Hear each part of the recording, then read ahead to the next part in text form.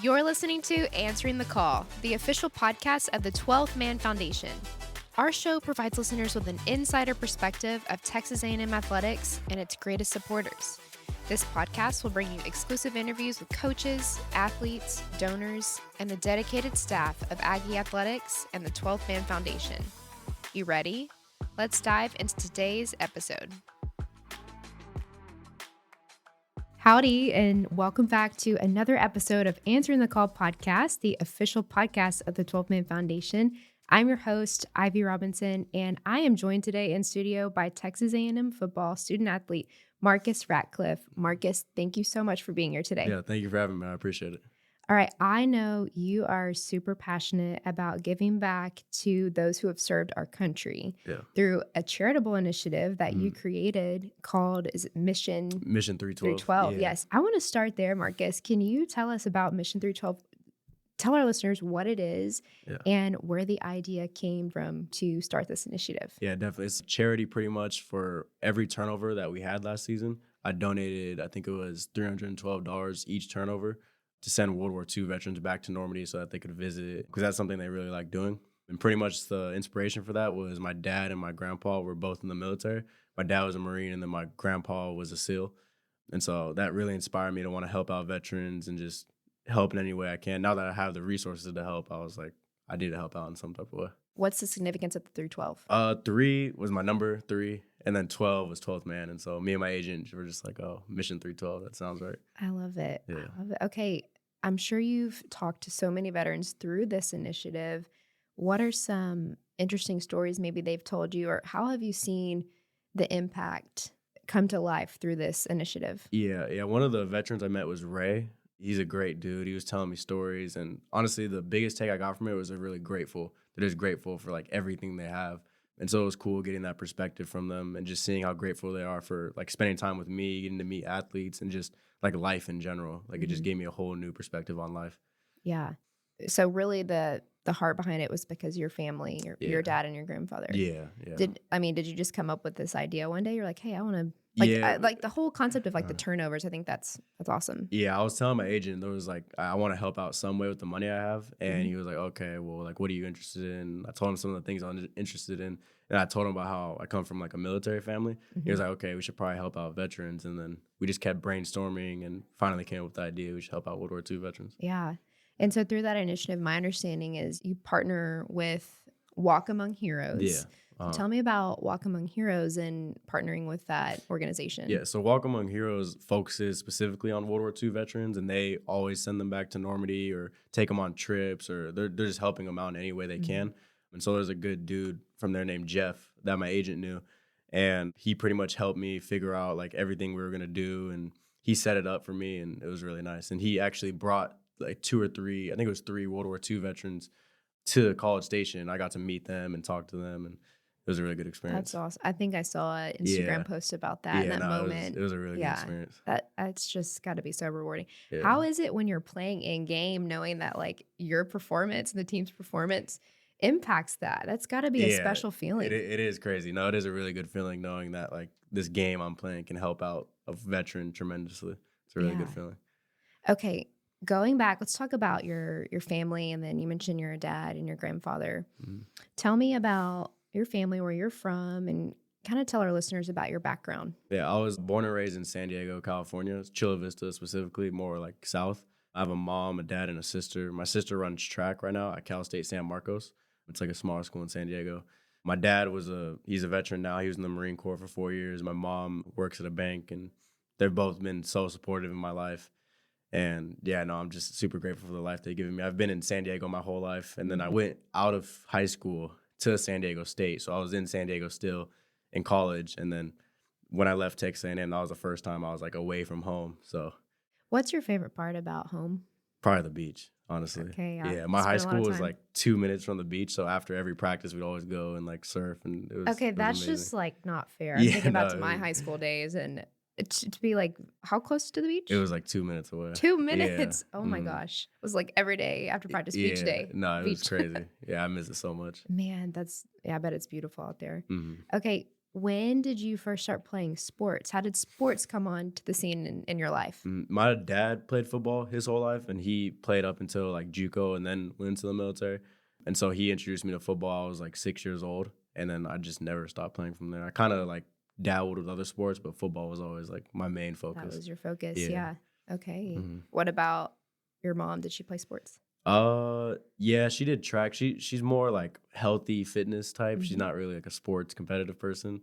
But my dad was always the one that was like egging me on, like football, football, football. Yeah. So yeah. What did you love about the sport, like when you were young? Mm, I just love how complicated it is. To me, it's like chess in my head. Like there's so many different things that can happen and so many things that like move around so quick. And I think that's just like the most interesting part to me. In high school, football was the focus. Did you do any other extracurriculars? Yeah, I tried basketball for a year, but I didn't really like it because it wasn't physical enough. It's like Mm-hmm. just passing a ball, Yep. shooting a ball. I tried rugby. Rugby was fun. And my high school was actually like the #1 rugby team in all of like America. So like Really? playing rugby was pretty cool with them for a little Did bit. rugby help, you think, with your football game? Yeah, because the tackling technique is a lot different. So I think learning that technique, it like translated to football and helped me in football. What's the difference? I don't. It's more like chest tackle. So you have to tackle with your chest rather than like your helmet because there's no gear. So you have to use Yep. your body more. Were you on the rugby team in high school? Yeah, no, I was on there. I played a full season. It was really cool. How did that overlap with football? It ended like right as football ended, rugby had started. And so Okay. I missed like the first 2 games and then I was able to play. That's pretty neat. Yeah. Okay, I'm just curious, Marcus, what do you like doing in your free time outside of sports? Outside of sports, honestly, I'm a big outdoors person. Like when I'm back home, I always go on hikes or, like I said, go to the beach. Just something outdoors. I don't like being inside and Yeah. at the house. I'll find something to do outdoors. So since we don't have a beach here in Aggieville and College Station or we really don't have hiking either. What do you do around here? Usually I'll go fish. Honestly, if I have free time and I want to do something relaxing, I'll probably go fish. Yeah. Or I've been trying the big shots, the golf. Oh yeah, I tried big that out shots. recently. I'm not Yeah. very good, but I've tried it. I've been once to Big Shots. I did not do very well, honestly. Yeah. And then I want to go to Pop Stroke. I haven't been to Pop Stroke Oh yet. yeah, we went there as a The team mini golf. actually. It's pretty cool. Yeah. Yeah, it's actually really nice. Super How nice. was that? Was that fun? Yeah, Did you no, like it was super fun. get I liked it. competitive? Yeah, a little bit. It's like mini golf, so it's not like you're not trying to hit it as far as you can, but Yeah. it's still pretty fun. I bet that was a fun experience. Going back to your military family background, it's clearly influenced, your decision to support the veterans. How do you think your father's service as a Marine and your grandfather's service as a SEAL shaped your values? I definitely think growing up, it taught me discipline. I think I learned discipline at an early age, and that like if you get the right habits and you can get a routine of things, you can accomplish big things. I think my dad really instilled that into me when I was young. It definitely shows me like you can sacrifice things for a greater good. I think I learned that value really young, and that like sacrificing is like the biggest gift you can give someone. I think my dad had sacrificed a lot for me and my family, and so in like return, I want to sacrifice a lot for my family and the people I love, and I think that's really what it taught me. Discipline and selfless service. That goes so well with the core values of Texas A&M Yeah. as well. When you were considering transferring from San Diego State, did you know about Texas A&M's core values and kind of what the university stood for, and did that? A little bit. Yeah. Before my visit, not really, but when I went on my visit and Mhm. talked to the coaching staff and talked to the people here, it was clear like it matched with my mind, and Yeah. so yeah. And I'm sure you felt connected as well to the university's military emphasis, yeah. right? Yeah. The Corps of Cadets, and did Mhm. that interest you Yeah, as well? no, it did interest me a lot because my dad came on the visit, and so me and him both were like, "Oh, this is super cool. We didn't know it was such a military school. I had no Yeah. idea." That's really neat. Yeah. Okay, let's talk about that. Going back to your college career, college football career, at what point in your life did you set your sights on playing football in college and you decided, I want to do this, I want to pursue this? I think it was around quarantine, like my freshman and sophomore year of COVID. I played football in high school. Obviously, it wasn't too serious, but I still liked the game a lot. When I had a coach, his name was Coach Winston, he would always tell me, like, you can be something really good. Like, you have so much potential. You can be a 4 or 5 star. You can go play at, like, the biggest schools. And I started to believe him, and then I would do things to try to get there. And I just got more serious and more serious throughout high school. Mm-hmm. And it led me to where I am now. Yeah. And tell me about the first opportunity to go play at San Diego State. How did that feel? It felt really good. Yeah, no, getting that first offer, I started crying, like, with my dad. I was like, wow, this is insane. I can go play college football at, like, a high level, or at least what I thought was a high level at the time. And yeah, so now that was crazy. And it was even crazier when I got this offer. I was like, wow, I can really play like at a high level. Yeah. So tell me, after transferring from San Diego State to Texas A&M, what was that biggest adjustment you faced transitioning all the way from California to Texas? And then also, second part to that question, what was the biggest transition in adjusting to SEC level play? I think the biggest transition for me was just being away from home. Like I said, all throughout my life, I was at home. And then at San Diego State, I was only like 20 minutes away from my house. So I could always see my family and go back on the weekends. And so I think the biggest transition for me was like just being away from them and like being my own man for good now. Like I'm on my own. And I think I adjusted to that pretty well. And I think the biggest difference from the Mountain West to SEC is probably the linemen. Like the D line and O line, they're so much different. It's crazy. I think the skill positions can kind of like they can mix and Yep. match a little bit, but the D line and O line, yeah, I didn't see anything like that. A huge difference. It's a huge difference. Yeah, yeah. How did you create essentially a home away from home here in Aggieland? Like, who helped you get plugged in, adjusted? Like, tell me about that process. Yeah, the coaching staff was really good with that. I'm always around my teammates, so I never felt like alone or like by myself. And I had a teammate, he actually transferred out of here, unfortunately, but his name was Donovan Saunders. He was Mhm. here this past year, and we had went to high school together and then went to different colleges and then both to the portal and then both committed here. And so we moved in together. We were roommates, and I got adjusted with him. So I never felt like I was by myself. Yeah, that's neat Yeah. how your paths overlapped during that Yeah. time. Yeah, That's no, it was a really great. cool opportunity. As someone, obviously, I've read about your bio, but as someone who's earned defensive accolades in high school at San Diego State and now at A&M, how would you describe your evolution as a defensive player? I think I just try to like be the best in every area I can. I think when I was in high school, I was more just like try to hit people as hard as I can. And then when I got to college, I realized you can't like just hit people as hard as you can all the time. And so I think like with the resources I have here and the coaching staff, just getting faster, stronger, and learning about the game, like I think all areas of the game for me, I've just gotten better and better and better and Mhm. haven't stopped getting better. Okay, as a defensive player, I've got to ask, how has it been being able to play for Coach Mike Elko, who is the defensive? I mean, he's just Hmm. a pro. He's the best when it comes to having a defensive mind. Yeah. How's it Yeah. been playing for him? No, it's been really good. He's also a safety mind too. He's like a safety guy, so it's even more position specific for me. And me and him talked about that on the visit. That was really one of the reasons I came here as well. He's really involved with our defense. He is always like making adjustments. He'll stand behind us when we're doing walkthroughs or like Mhm. drills and give us little tips and pointers. And so he's really helped a lot with my development and just getting better as a player. If you could pick one thing that Coach Mike Elko has taught you, whether it's for football or like just personal life lessons, what would be one thing that you think is going to stick with you for the rest of your life? I think the biggest thing I learned from him is don't let your emotions get attached to the results. I think he's the same person every day, regardless of the results, like good practice, bad practice. He's the same person. And so I think I've seen that. So I've tried to like adapt that myself. Like good practice, bad practice, no matter what it is, like just be the same person and keep trying to get better. Yeah, just stay even and Yeah. don't let Hmm. the emotions or your environment Yeah. impact your performance. Exactly. That's tough to Exactly. do. It is Yeah. hard to do. Yeah. Okay, so I also read that you've played both obviously you play safety, but you've also played outside linebacker throughout your career. What do you enjoy Mhm. most about those two positions?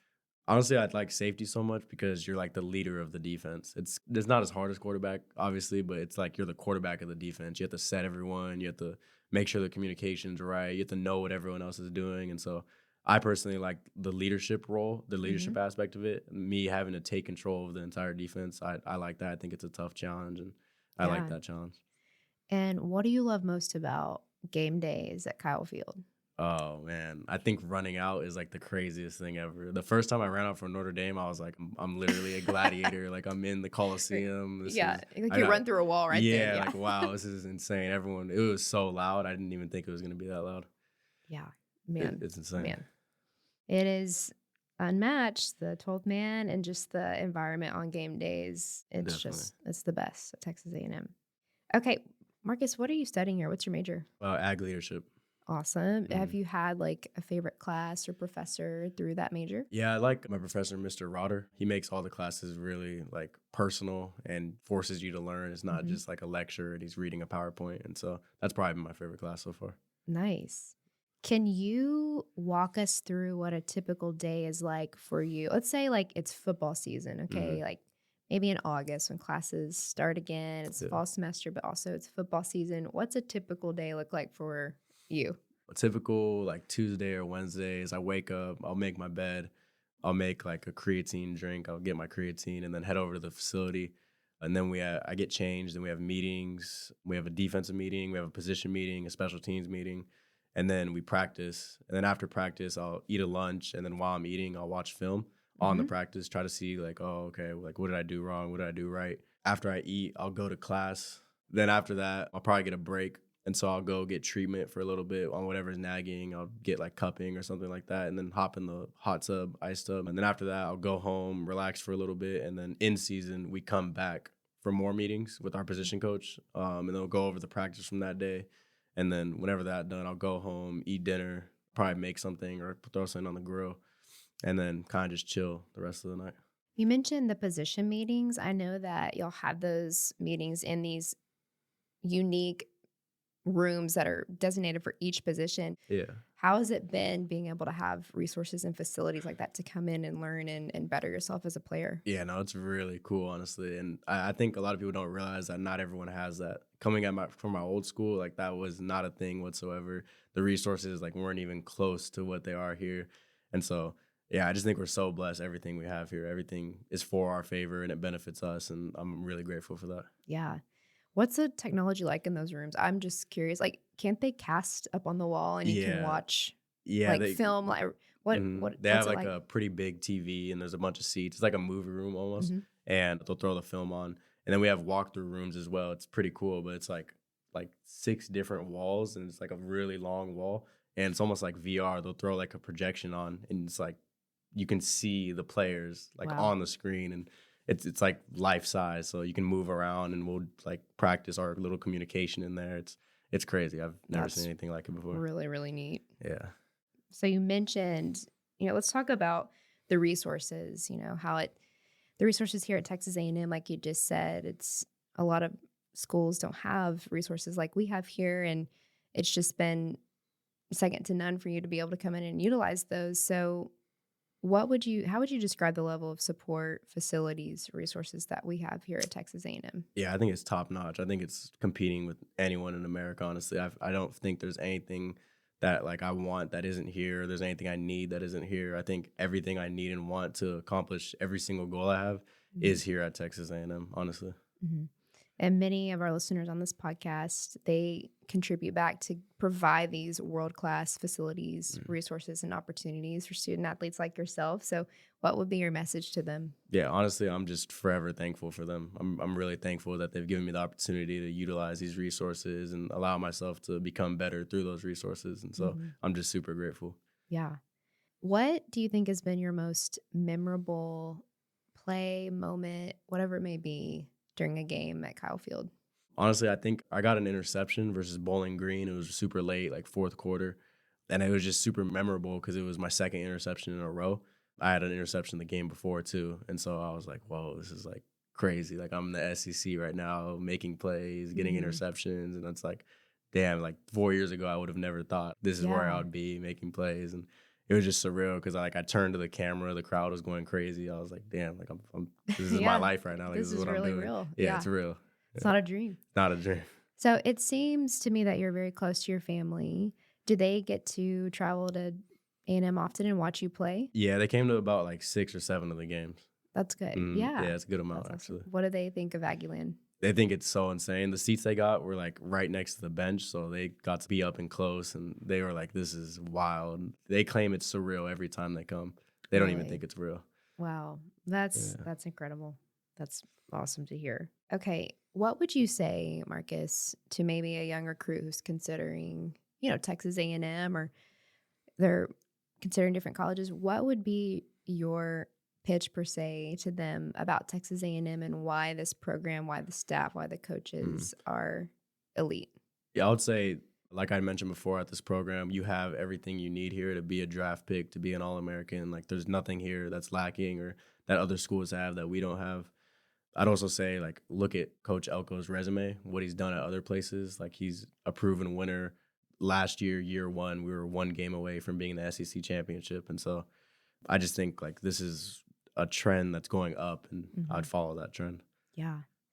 Going back to support really quick and just our conversation about how you've been able to give back to veterans in this age of NIL, I'm curious, how has name, image, and likeness opportunities personally impacted your life and well-being? Yeah, honestly, it's such a blessing being able to get paid in college now, like being able to help out family or help out loved ones or just pay for my stuff on my own too. It's such a blessing, and I'm so grateful for it. I think it's well overdue, though. I think college players should have been getting paid for a while now, just because all the work we put in. But yeah, no, I'm really grateful that it's allowed now. I will say, like, even this podcast today, you're being able to leverage your own NIL to come and make an appearance on our podcast. Yeah, exactly. So we just thank, whoever's listening to this episode right now, we thank you for those who support, whether it's NIL opportunities for Aggie student athletes or whether it's through donations to a capital campaign through the 12 Man Foundation, whatever it may be. We're extremely grateful for all the support and the resources you pour back into this university and into Texas A&M athletics. Yeah, definitely. So Marcus, I've got to ask, what are your personal goals for the upcoming season? What are you most excited about for the 2025 season? I'm just excited to be back on the field with my teammates again. I think we're all hungry, just a little on edge about how last season ended. That last little stretch, knowing like if we just win one of these games, we're in the SEC championship game, in the conference championship game, playing for a title in year one of an entirely new team, entirely new staff. And so I think that's left us a little bit on edge, especially me, and just knowing like, okay, like this is the second year, like we know what to expect. We know how practices are run, we know how meetings are run. Nothing's new for us anymore. And so going into it now, it's like we can really win it. Like, let's just go do it. Absolutely. Yeah. How would you describe the team culture of this program right now? Like, how do you describe your teammates? What do you love most about them? Yeah, I think we have a really good culture. I think we're super, super close. We're always at the facility. They were there all day pretty much. And so that makes everyone super close. Like I said, everyone's on edge. We're always competing against each other. I think Coach Elko does a really good job of making sure everyone's competing and just having a competitive nature around the building. And so I think that makes everyone better. And so everyone's just looking to get better day in and day out. Yeah. If you could pick one teammate who's like pushed you the most in terms of making you a better player. I think off the top of my head, probably Miles Davis. Me and him will, like, after practice, go get an extra lift in or just friendly competition, stuff like that. And so I think me and him have pushed each other a lot. Going back to Texas A&M, why are you proud to be an Aggie? Why are you proud to wear the maroon and white and represent this great institution? Yeah, honestly, like you just said, it's such a great institution with so much history behind it. And so I'm just glad I have the opportunity to be out here, the opportunity to wear the jersey out on the field, play in Kyle Field. That's something not a lot of people can say. So I have a lot of pride in being here and being an Aggie. Do you have a specific game you're like really excited for in the upcoming season? Ooh, that's a good question. I'm really excited for Notre Dame going into their stadium and winning. That's going to be a good feeling. Yes, that's right. And then to wrap up today, Marcus, tell me about your future goals and plans, where you see yourself headed in this life. Football-wise, I want to have an all-SEC season next year. That's definitely my goal. And then obviously go to the NFL, whether that's next year or the year after. So, yeah, go to the NFL. I'm really big into real estate. I have a lot of real estate in my family. My grandma has her own brokerage, and so I want to start real estate investing now so that I'm set up, like, after my NFL career. I'm still financially well. Right. And so that's kind of one of my passions I want to do. And then obviously start a family too. That'd be great. Yeah, that's fantastic. Sounds like a great plan. Great plan. If you could pick a team, NFL-wise, who would be a dream team to be drafted by? Honestly, probably the Ravens. I think the Ravens would be like, wow, this is sick. I used to watch them with my dad a lot, like the Ray Lewis, Terrell Suggs era. And so that would be like the best thing ever, playing for them. Marcus Ratcliffe on Answering the Call podcast. Marcus, thank you so much for joining us today. Thank you for having me. I appreciate it. Thank you for tuning in to another episode of Answering the Call, the official podcast of the 12 Man Foundation. A special shout out to our incredible podcast producer, Megan Hoffman, to 12 Man Productions, and to Texas A&M Athletics NIL Department. As always, we extend our heartfelt gratitude to every donor and season ticket holder for their loyal support of Texas A&M Athletics. We'll be back soon with more content. Thanks, and gig 'em.